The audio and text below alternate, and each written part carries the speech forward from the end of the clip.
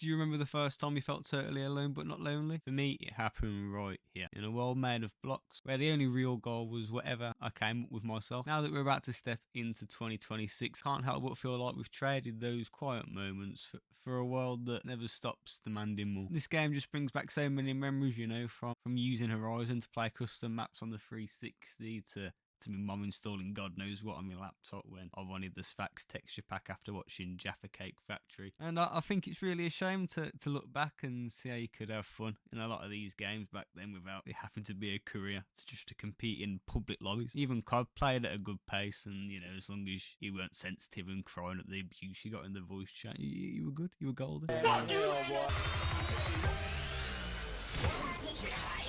Growing up during the golden age of COD was a beautiful feat. I mean, clans were all the rage, and I think I even went through a few RCs myself, like Saw and Evo. Obviously, I stood no chance of winning. I think I was like 11. You know, in this day and age where teams and orgs aren't really nowhere near as beneficial as they used to be. I mean, they used to help you get collabs and sponsorships, and would just help you generally just, you know, be on the platform, but it's just not necessary anymore. I mean, there's so many people that are just doing it by themselves. Not that they're necessarily bad, it's just that you can really achieve whatever you want by yourself online. Now you don't. You can still make these connections without a team behind you or being a part of an organisation. As I'm sure you've seen everywhere, that FaZe has lost their entire content division, along with the final OGs like Apex, Adapt, Rug. I mean, even Jeff has parted ways, and that's when you know things are real bad. In addition to this, there's been allegations about Temper sleeping with underage girls, as essentially confirmed by a close friend of his, and Rain even went as far as to call the FBI. I know he did what he did,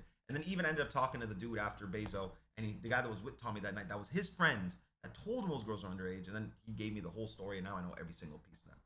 It's just crazy that I told y'all the feds told me to stop talking about it, so I probably should not be talking about it right now. But yeah, the feds, when I talked to the FBI about it, they told me not to talk about it. He basically said, you know, don't worry where we got this. Also, Plaque Boy Max cousin alleged that FaZe Banks started his relationship with Charlie D'Amelio before she turned 18. Banks denies this and states they began talking in 2024. Beyond Max's cousin accusation, as far as I'm aware, there's no merit to this beyond speculation, so let's move on. It is still quite a surreal thing in my eyes, what used to be many's dream. And in some ways, what really allowed YouTube and gaming to go into what they are today is just no more. When I was younger, YouTube was a strong passion of mine. You know, along with it came programming, video editing, 3D modeling, graphics design. I mean, a whole load of skills. And while I love learning them, you know, it allowed me to be creative in many ways I couldn't be at the time. I couldn't help but try to find some sense in it. Like, what was it all for type thing, you know. But as I get older, I appreciate the fact that ultimately at the time it allowed me to be happy, maybe more so than I felt since. But it also allows me to actually give YouTube a good go knowing what I know now. You know, when I look back at old videos, I'm embarrassed, and not so much from hearing the cringeworthy stuff I was saying. Yo guys, me, Bible, panda. More so the fact that it was the best I could do at the time. You know, so last year, found myself in another country, bored out of my mind. I'm not the most social person in the world, that I can go as far to say that. It was quite isolating, so one day I thought, I'll jump on CS2, because I really like CSGO. I didn't give CS2 a go yet, but I also knew that CSGO was compatible on the Mac, so I thought, I'm golden here, because not many games were. But no, they'd abandoned it in the new release, and it just wound me up for whatever reason. So I just decided to make a video about it, and it actually ended up the best video I'd ever released.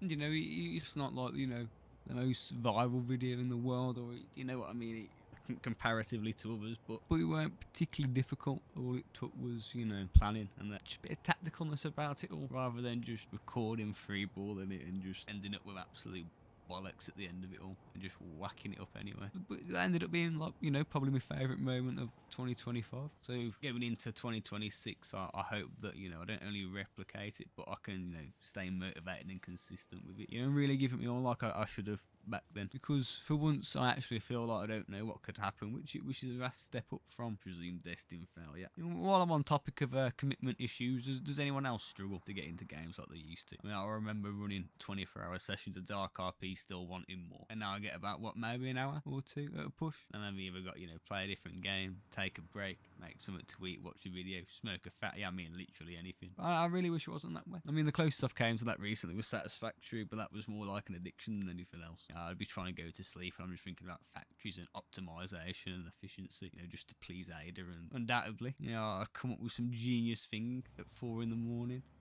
I'd get back out of bed, start putting together some assembly lines. I mean, none of it worked. It was great. It was a great feeling though. I felt like I was back in school and the new season of Fortnite's just dropped. I can't wait to get home and play it. That's the type of excitement I felt again with Satisfactory. I would highly recommend it. Anyway, I just miss having the ability to lose myself in something. Like, damn, is that the time already type feeling. I'd much rather that than having to chase dopamine or needing to find a new hobby, project, or a new game.